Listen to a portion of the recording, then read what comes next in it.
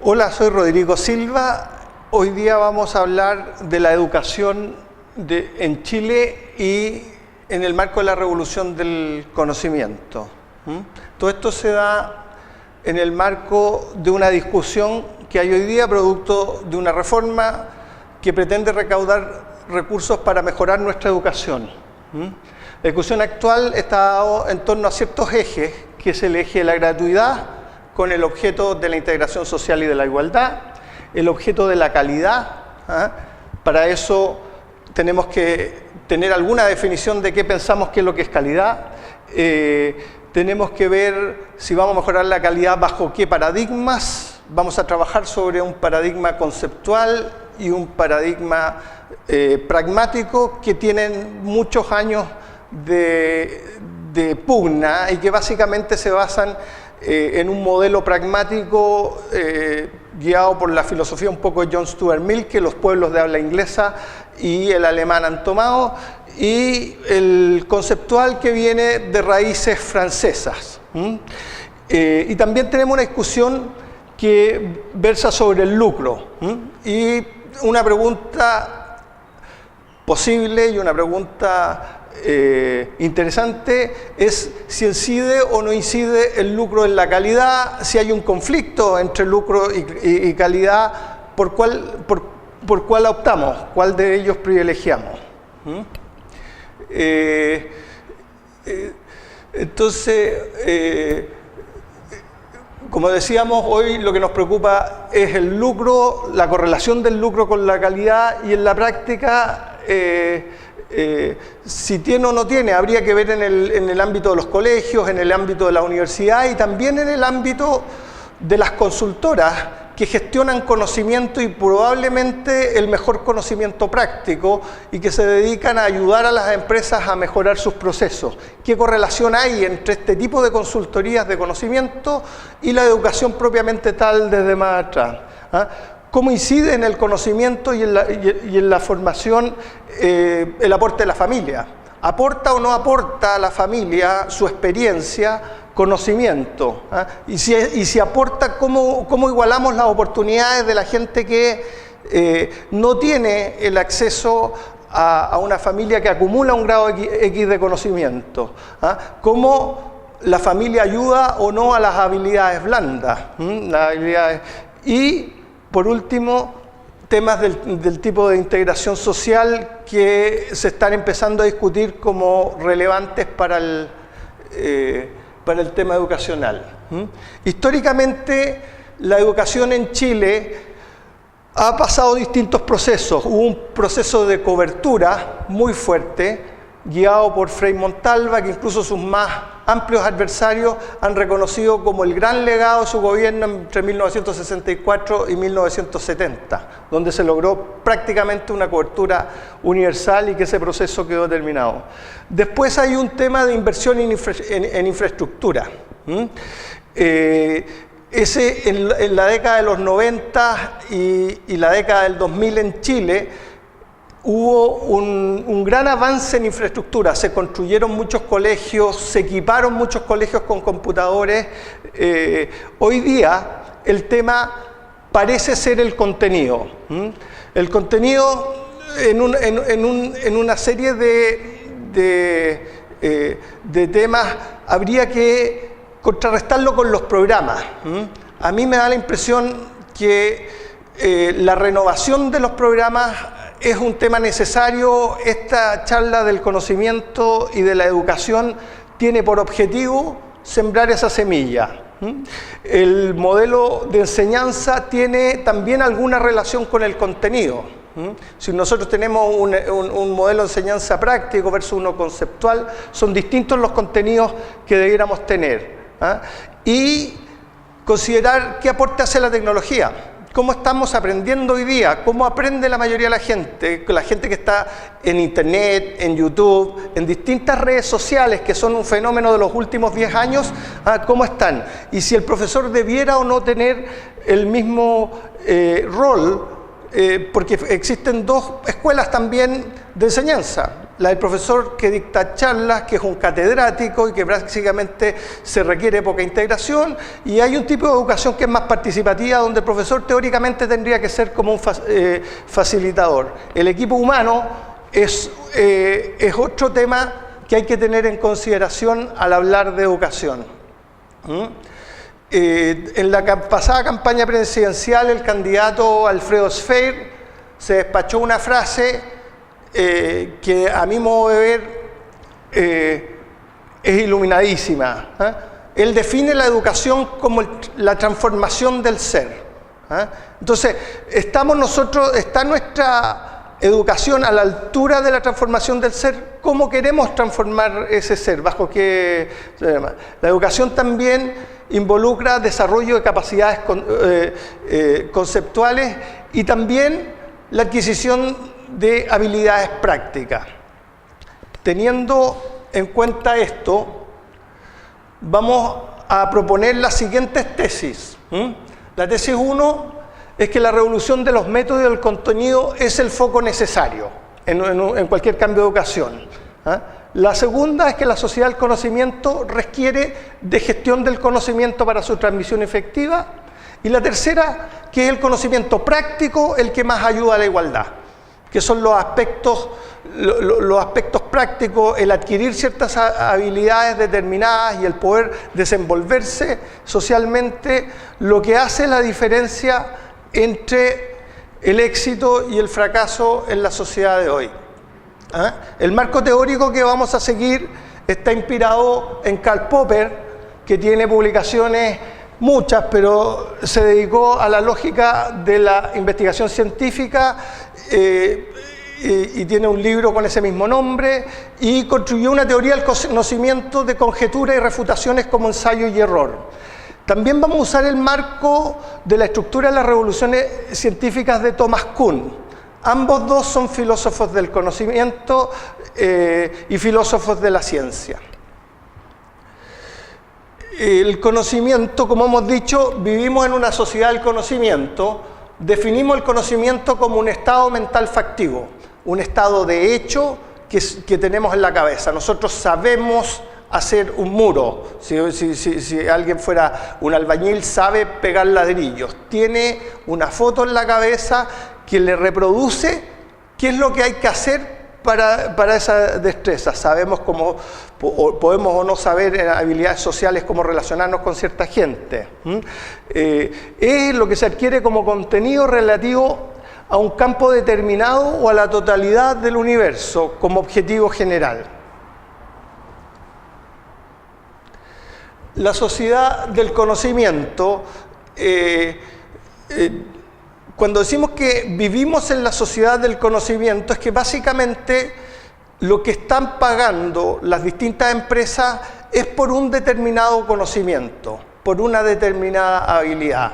Y ese conocimiento se distingue, por ejemplo, uno puede tener información, uno puede decir, efectivamente, yo tengo información de cómo se anda en bicicleta, y después tener el conocimiento efectivo de cómo hay que correr una carrera en bicicleta no necesariamente es el mismo teórico. Yo, porque sé una serie de premisas de cómo andar en una bicicleta, no sé andar en bicicleta.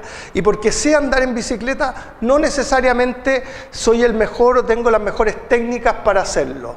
Ese conocimiento técnico y práctico es probablemente el conocimiento que da las mayores ventajas a la hora de querer conseguir algún nivel de igualdad. En la práctica estamos saliendo de distintas universidades con distintos niveles de conocimiento y no necesariamente esas destrezas están muy correlacionadas con el mundo del trabajo. ¿Cómo preparamos a nuestra gente para un mundo de unas destrezas que les permitan independencia y en definitiva les permitan libertad? Cualquier reforma educacional debe tener algún tipo de propuesta respecto de la gestión del conocimiento y del contenido que se está enseñando en nuestras aulas. Los tipos de conocimiento hemos definido Tres tipos de conocimiento. El conocimiento proposicional es un conocimiento que se estudia en filosofía y que se define como una creencia verdadera justificada. El estudio de los estados mentales factivos y esa, para que sea conocimiento, filosóficamente uno tiene que creer en algo, eso en lo que uno cree debe ser verdadero y tiene que estar justificado. El conocimiento teórico es el conocimiento conceptual, que vamos a abordar en un poco más, y el conocimiento práctico del que hemos estado hablando. Entonces, como habíamos dicho, el conocimiento proposicional es una creencia verdadera justificada. Por ejemplo, yo puedo conocer que esta silla es roja y tengo una justificación, dado mis estados perceptivos, para creerlo en eso, y tengo un conocimiento determinado de cómo es esta sala, que es un conocimiento muy básico. El conocimiento teórico es el conocimiento sobre el cual está basada casi toda nuestra enseñanza, es el conocimiento de las ciencias, es el conocimiento que se enseña en las universidades y es el desarrollo de nuestra capacidad teórica de pensar. Es muy importante, pero donde aparentemente nos quedamos cojos es en el conocimiento práctico. Conocimiento práctico lo vamos a definir como un conocimiento que entrega valor o beneficio de corto plazo. El conocimiento técnico, que es una educación que está como en el carro de más atrás del tren que llevamos. Dice relación mucho con el oficio en que o con la preparación para determinado oficio. Como valor vamos a entender algo que entrega un beneficio o una expectativa de beneficio. Cuando decimos que el conocimiento práctico puede entregar más valor o que un aumento en nuestras capacidades de estudio de conocimiento práctico puede entregar más valor, estamos diciendo que nos va a entregar más beneficios. Y ese beneficio dice relación con nuestra adaptabilidad al mundo del trabajo y que como un plan integral debiéramos tener el foco respecto de que toda nuestra enseñanza confluya hacia un conocimiento que esté bastante más cercano a lo que es el mundo del conocimiento. Entonces, en el marco teórico, Karl Popper desarrolla una teoría en el cual el foco de él es el criterio de falsabilidad. Popper nos dice básicamente que para distinguir lo que es ciencia de lo que es metafísica o teoría, nosotros tenemos que someter a la falsibilidad. Tiene que ser posible falsar algo, demostrarlo equivocado. Popper es como el gran gestor de la escuela del error, de la escuela del ensayo y el error en el conocimiento. Por ejemplo, el conocimiento de Dios, la religión, no sería algo falsable. Usted no puede demostrar que Dios existe, como tampoco puede demostrar que Dios no existe. En consecuencia, estamos fuera del ámbito de la ciencia. El ensayo y el error tiene también connotaciones hacia el pluralismo, en el sentido de que en la medida en que usted está consciente de lo que está diciendo, puede estar equivocado en el fondo, y que la mayoría de las teorías se han construido y después han resultado ser superadas por otras teorías. Usted está admitiendo que no tiene la verdad y que lo que tiene al final del día es una conjetura, como dice Popper. Entonces, Popper lo que nos está diciendo es que primero establecemos una conjetura, la sometemos a la falsabilidad en algún minuto. Esa teoría, la práctica la empieza a demostrar errada y tenemos que hacer una corrección con una nueva conjetura, y la historia del conocimiento se mueve en este tipo de conjeturas. Este tipo de cuadro conceptual es el que uno echa de menos en la educación. Nosotros armamos planes de educación Muchos de los planes de educación, por ejemplo el de la ingeniería, prácticamente no ha cambiado respecto de lo que se estudió a principios del siglo XX con lo que se está estudiando hoy en las escuelas de ingeniería de Chile. Y entre medio hemos tenido tremendas revoluciones de la tecnología, del conocimiento, de Internet, y básicamente nosotros pensamos que nuestra conjetura original de educación era la conjetura correcta. Siendo un poco popperiano, podríamos decir que nos está faltando análisis crítico. ¿Cómo describe este proceso Kuhn? Kuhn describe que en la práctica hay un estado de ciencia normal. En el estado de ciencia normal todos creemos en un paradigma, y en ese paradigma estamos todos convencidos, o anterior a ese estado de ciencia normal todavía ni siquiera hay paradigmas, no estamos de acuerdo. Supongamos que llegamos a un acuerdo y todos creemos que las cosas funcionan como Galileo dijo, por ejemplo. Entonces, en ese estado todos los científicos se dedican a armar lo que él llama rompecabezas. Están resolviendo pequeños problemas basados en que la verdad existe. Esa es la conjetura un poco que uno ve en la educación respecto al contenido. Estamos dando por verdad los contenidos que tenemos, y en la práctica no estamos tan seguros que, o no debiéramos estar tan seguros que el contenido que estamos enseñando es el contenido adecuado. ¿Qué pasa después? De repente, este estado de ciencia normal, el modelo, el paradigma que tenemos empieza a mostrar anomalías. Hay cosas que no cuadran. Como por ejemplo hoy día decimos, bueno, la educación no nos trae igualdad, o no nos trae integración, o no nos trae capacitación para el trabajo. Son anomalías.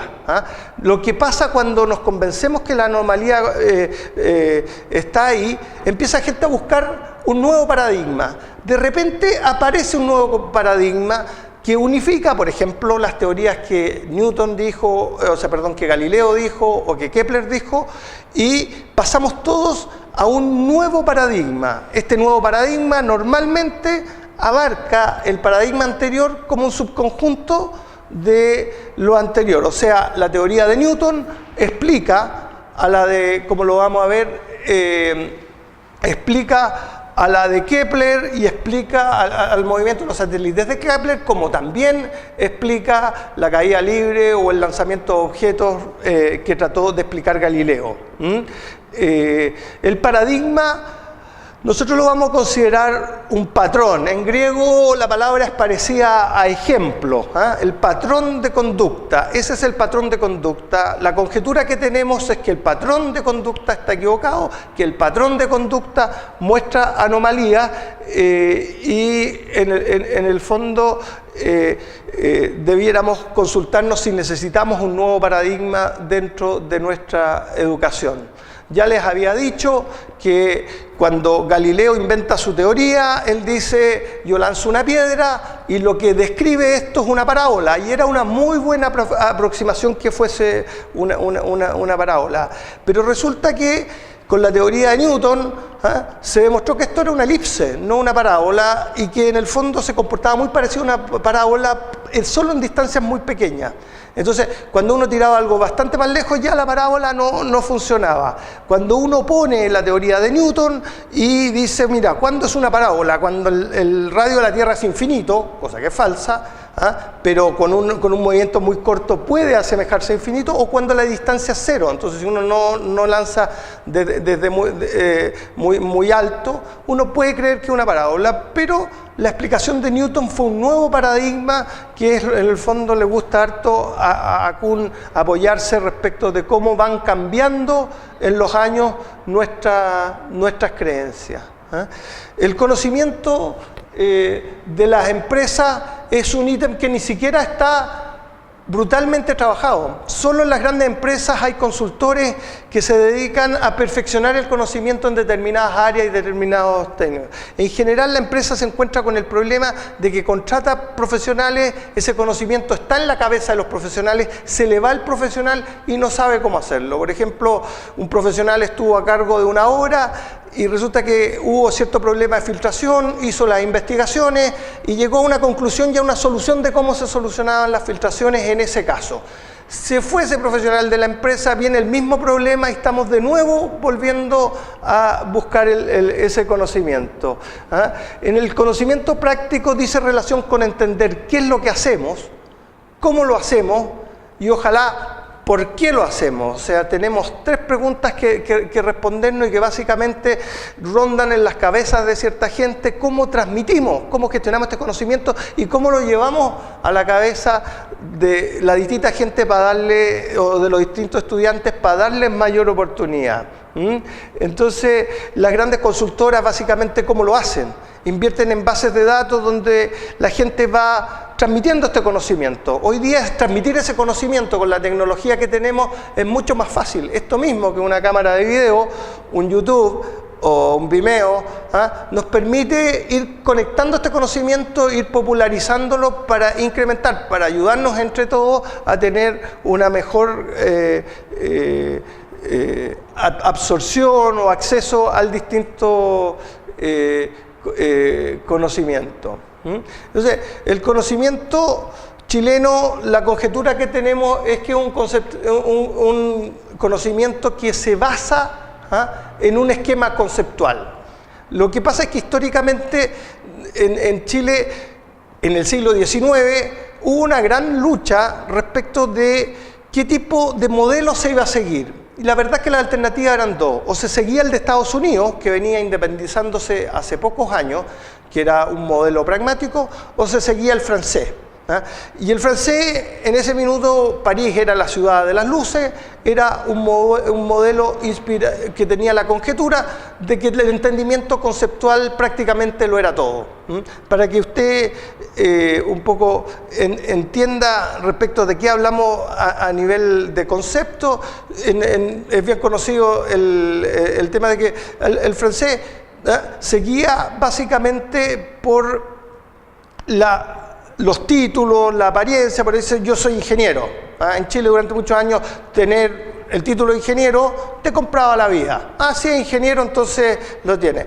Si ese mismo ingeniero va a Estados Unidos, le dice: mira, ¿sabe qué más? Yo soy ingeniero, puede ser muy capo, salió de Harvard, y el gringo te mira y te dice: bueno, pero dígame qué ha hecho en su vida. Dígame cuáles son sus logros concretos.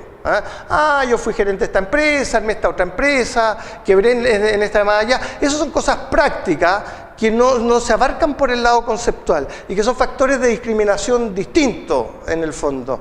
¿Cómo surge todo este tema en Chile del conocimiento francés? Del conocimiento y el conceptualismo.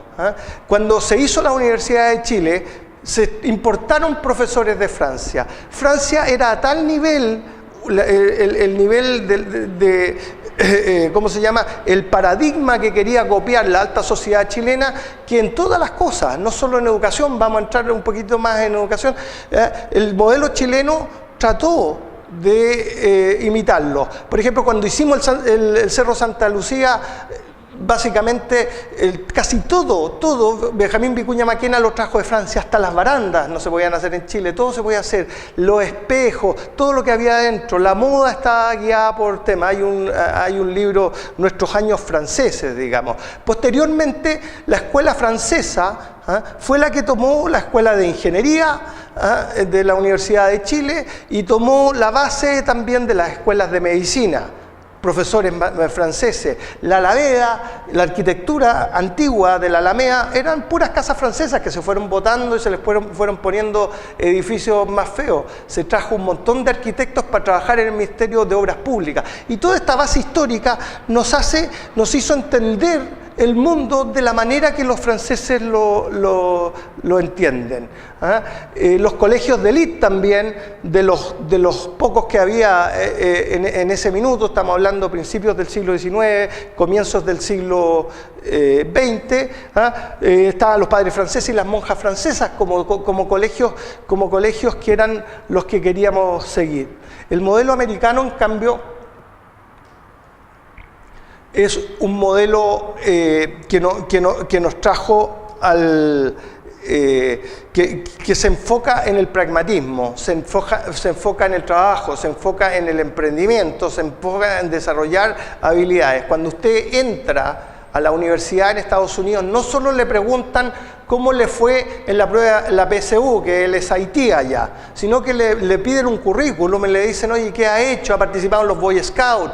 ¿Qué ha hecho a nivel de liderazgo? ¿Qué ha hecho a nivel de trabajo social? Todos esos componentes que van más allá del desarrollo puramente conceptual son los componentes que se toman en cuenta. Para ellos tiene más valor alguien que haya sido presidente del centro de alumnos o alguien que sea tenga muchas destrezas en un deporte como para acceder a la universidad.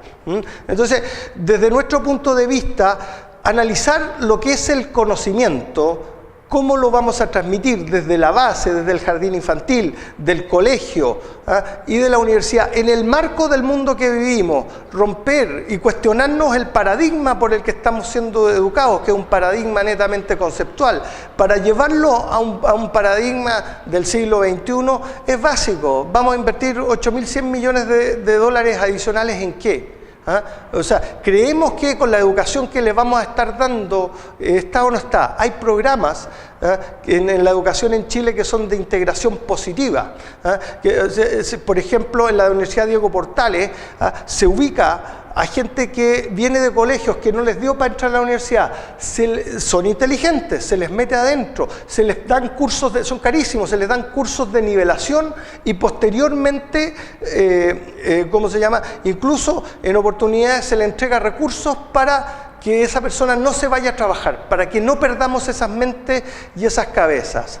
Entonces, ¿cómo nosotros llegamos a mirar este sistema completo hasta dónde termina? ¿Y dónde termina? En la educación y en la educación que nos prepara para el trabajo. ¿Por qué de repente tiene que salir gente de la universidad? Salen constructores civiles que no saben lo que cuesta un ladrillo, salen ingenieros que no saben lo que es administrar empresas, que no saben lo que es una factura, porque nos están enseñando puras teorías. Las teorías, cuando no dicen relación o no están relacionadas con la parte práctica, no nos conducen a ¿cómo se llama?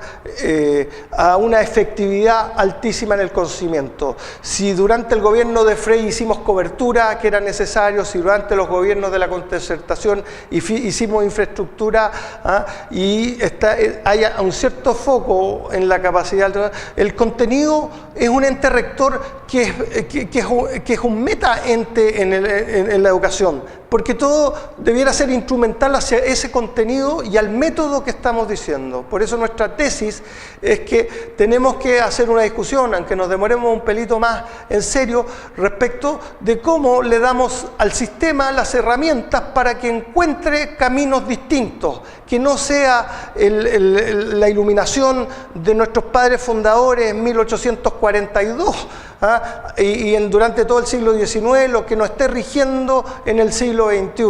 Con todo el respeto, no tenían idea de lo que está pasando hoy día y tampoco creo yo que tenemos suficiente inquietud y espíritu crítico a lo Popper para someter nuestro modelo a falsación y buscar un nuevo paradigma. Muchas gracias. Entonces, como decíamos, hoy lo que nos preocupa es el lucro, la correlación del lucro con la calidad, y en la práctica, si tiene o no tiene, habría que ver en el ámbito de los colegios, en el ámbito de la universidad y también en el ámbito de las consultoras que gestionan conocimiento y probablemente el mejor conocimiento práctico y que se dedican a ayudar a las empresas a mejorar sus procesos. ¿Qué correlación hay entre este tipo de consultorías de conocimiento y la educación propiamente tal desde más atrás? ¿Cómo incide en el conocimiento y en la formación el aporte de la familia? ¿Aporta o no aporta a la familia su experiencia, conocimiento? Y si aporta, ¿cómo igualamos las oportunidades de la gente que no tiene el acceso a una familia que acumula un grado X de conocimiento? ¿Cómo la familia ayuda o no a las habilidades blandas? Y, por último, temas del tipo de integración social que se están empezando a discutir como relevantes para el tema educacional. Históricamente, la educación en Chile ha pasado distintos procesos. Hubo un proceso de cobertura muy fuerte, guiado por Frei Montalva, que incluso sus más amplios adversarios han reconocido como el gran legado de su gobierno entre 1964 y 1970, donde se logró prácticamente. Hola, soy Rodrigo Silva. Hoy día vamos a hablar de la educación en Chile y en el marco de la revolución del conocimiento. Todo esto se da en el marco de una discusión que hay hoy día, producto de una reforma que pretende recaudar recursos para mejorar nuestra educación. La discusión actual está en torno a ciertos ejes, que es el eje de la gratuidad, con el objeto de la integración social y de la igualdad, el objeto de la calidad. Para eso tenemos que tener alguna definición de qué pensamos que es lo que es calidad. Tenemos que ver si vamos a mejorar la calidad bajo qué paradigmas. Vamos a trabajar sobre un paradigma conceptual y prácticamente una cobertura universal, y que ese proceso quedó terminado. Después hay un tema de inversión en infraestructura. En la década de los 90 y la década del 2000 en Chile hubo un gran avance en infraestructura. Se construyeron muchos colegios, se equiparon muchos colegios con computadores. Hoy día el tema parece ser el contenido. El contenido en una serie de temas habría que contrarrestarlo con los programas. A mí me da la impresión que la renovación de los programas es un tema necesario. Esta charla del conocimiento y de la educación, paradigma pragmático que tienen muchos años de pugna y que básicamente se basan en un modelo pragmático guiado por la filosofía un poco de John Stuart Mill, que los pueblos de habla inglesa y el alemán han tomado, y el conceptual que viene de raíces francesas. Y también tenemos una discusión que versa sobre el lucro. Y una pregunta posible y una pregunta interesante es si incide o no incide el lucro en la calidad, si hay un conflicto entre lucro y calidad, por cuál optamos, cuál de ellos privilegiamos.